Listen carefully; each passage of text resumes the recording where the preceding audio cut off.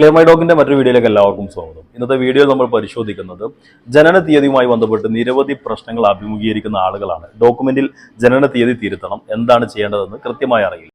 ഇതിൽ അറിഞ്ഞിരിക്കേണ്ടത് നമ്മുടെ ജനന തീയതിയുടെ ഔദ്യോഗികമായ രേഖ എന്ന് പറയുന്നത് ജനന സർട്ടിഫിക്കറ്റ് ആണ്.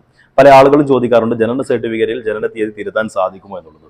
ഇത് തിരുത്തുക എന്ന് പറയുന്നത് ഹൈലി കോംപ്ലിക്കേറ്റഡ് ആയ ഒരു കാര്യമാണ്. അതായത് ജനിച്ച ഹോസ്പിറ്റലിൽ നിന്നുള്ള റിപ്പോർട്ടിന്റെ അടിസ്ഥാനത്തിൽ മാത്രമാണ് ഇത് സാധിക്കുന്നത്.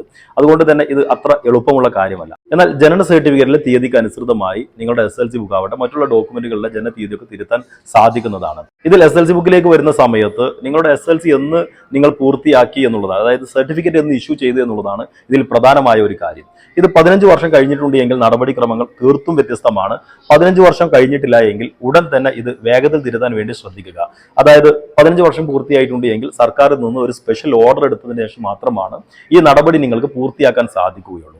അപ്പോൾ 15 വർഷം പൂർത്തിയായിട്ടില്ല എങ്കിൽ നിങ്ങളുടെ ഒറിജിനൽ SLC ബുക്ക്, നിങ്ങളുടെ ബർത്ത് സർട്ടിഫിക്കറ്റ്, ഇതിലേക്കുള്ള ഫീസ്, അപേക്ഷാ ഫോം അങ്ങനെയുള്ള കാര്യങ്ങളുമായി 10ാം ക്ലാസ്സിൽ പഠിച്ചിറങ്ങിയ സ്കൂളിലാണ് നിങ്ങൾ അപേക്ഷ സമർപ്പിക്കേണ്ടത്. അപേക്ഷ വെരിഫിക്കേഷൻ പൂർത്തിയാക്കി ഇത് പരീക്ഷാ ഭവനിലേക്ക് അയക്കുന്നതോടുകൂടി നിങ്ങൾക്ക് ഏറ്റവും പുതിയ ജനന തീയതി തിരുത്തിയ SLC ബുക്കാണ് നിങ്ങൾക്ക് ലഭിക്കാൻ പോകുന്നത്. നിങ്ങളുടെ ഡോക്യുമെന്റുമായി ബന്ധപ്പെട്ട പ്രശ്നങ്ങൾക്കുള്ള പരിഹാരത്തിന് ക്ലിയർ മൈ ഡോക്കിന്റെ എക്സ്പെർട്ട് ടീമിനെ നിങ്ങൾക്ക് കോൺടാക്ട് ചെയ്യാവുന്നതാണ്. താഴെ കാണുന്ന നമ്പറിൽ വാട്സപ്പ് മെസ്സേജ് അയക്കുക.